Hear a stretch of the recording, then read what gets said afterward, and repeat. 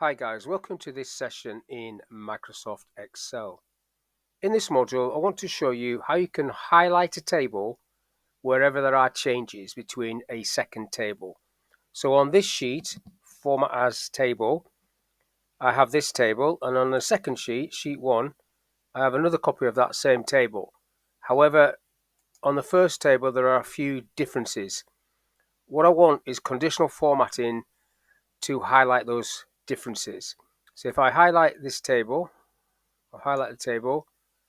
I'm on the Home tab, Conditional Formatting, down to the bottom, Manage Rules. Once I'm in Manage Rules, I'm going New Rule. The one I want is this bottom one, the Formula option. So basically, down the bottom there, you just get one line. So I'm typing equals. I'm clicking on D3 on this sheet. Now it's come up with dollar signs. I don't want those dollar signs on, so you can get them off by pressing F4 function key 3 times, or you can very carefully backspace the dollar signs off. I'm pressing F4 3 times. Then I want that to be not equal to D3 on the other sheet. And I've purposely made sure these two tables are in the same cell references. And again, I've got dollar signs on that, so I'm pressing the F4 key 3 times to get rid of the dollar signs. And then if that's true, I want to select a format, and I'm on the Fill tab of orange, clicking OK to that, OK, OK, and then it should color up. So that wherever there's a change, it will color up. If I delete something, it's going to color up like that. So that's how you can do it. Now, if you want to see that side by side, you could do it like this. I could go to the View tab. I need to go New Window, and then View, Arrange All, vertically, OK. And then they're side by side. I've got version 1 and version 2. If I click on sheet 1 in this one, that's the one that's just sitting there.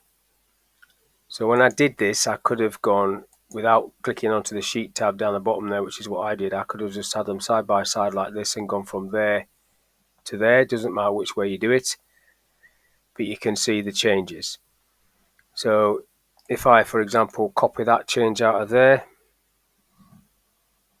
paste it into this amber cell, that should not be amber anymore because it is. Paste it in there, because now that's the same. So that's corrected that one. And then you could do that with the rest if you wanted to.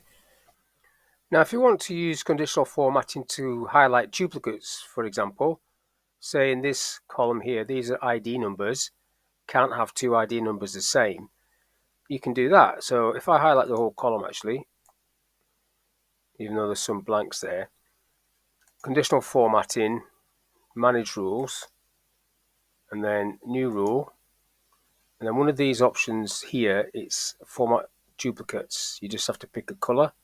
So I'll pick a color of yellow. OK. OK. And then OK. And then you can see that there are no duplicates. Now if I want to get rid of that rule, if I highlight all of the table, go back into Manage Rules and just delete the amber one. And then I've just got the yellow one for duplicates. OK. Any duplicate 55 will now be a duplicate, but it won't go amber. Now it highlights every occurrence of a duplicate.